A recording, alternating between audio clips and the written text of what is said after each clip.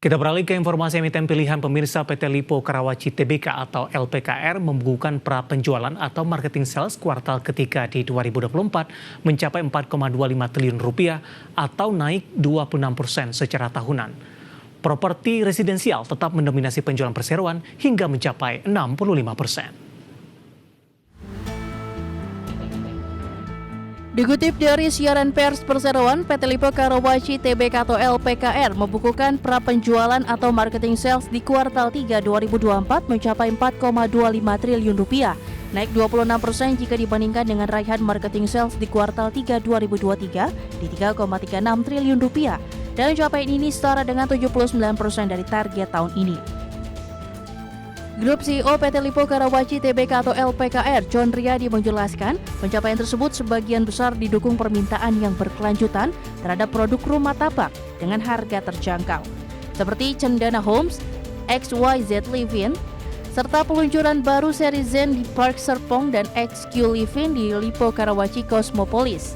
Selain itu, LPKR juga akan memulai serah terima Park Serpong fase 1 di Desember 2024 yang diluncurkan di Oktober 2023 lalu, lebih cepat dari jadwal awal 18 bulan. Dengan mempertahankan momentum penjualan yang kuat untuk kuartal terakhir tahun ini, manajemen yakin dapat mencapai target prapenjualan sebesar 5,37 triliun rupiah.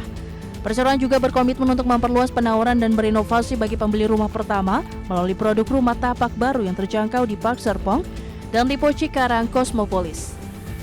Berbagai sumber, IDEX Channel.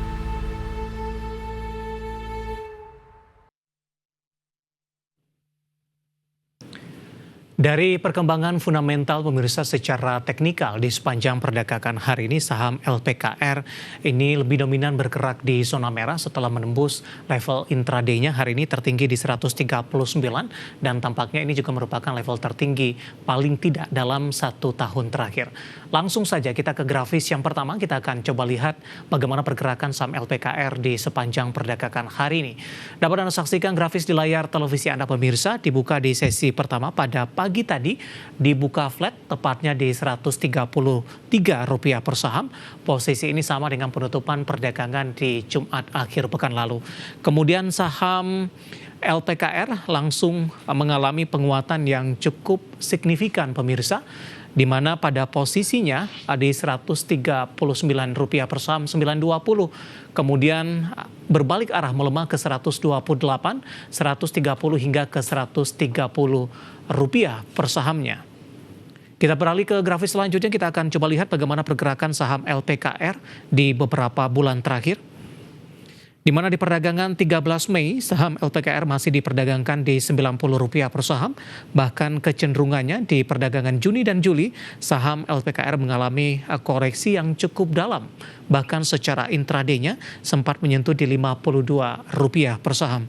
Agustus, September, Oktober hingga perdagangan hari ini, saham LPKR lebih cenderung mengalami penguatan hingga ke 139 di sesi pertama hari ini, dan tampaknya ini merupakan level tertinggi dalam setahun terakhir ataupun juga secara year to date.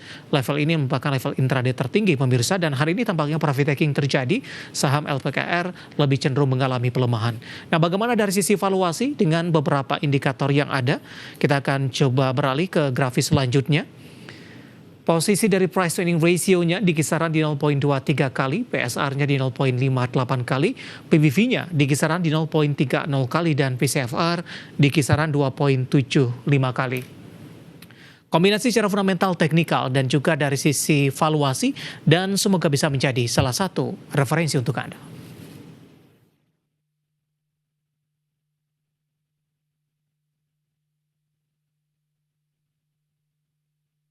Kita akan jeda kembali dan tetap di tempat Anda, karena setelah ini kita akan review bagaimana jalannya perdagangan di sepanjang hari ini. Dan tak ketinggalan nantinya saham-saham pilihan apa saja yang direkomendasikan. Kami akan segera kembali.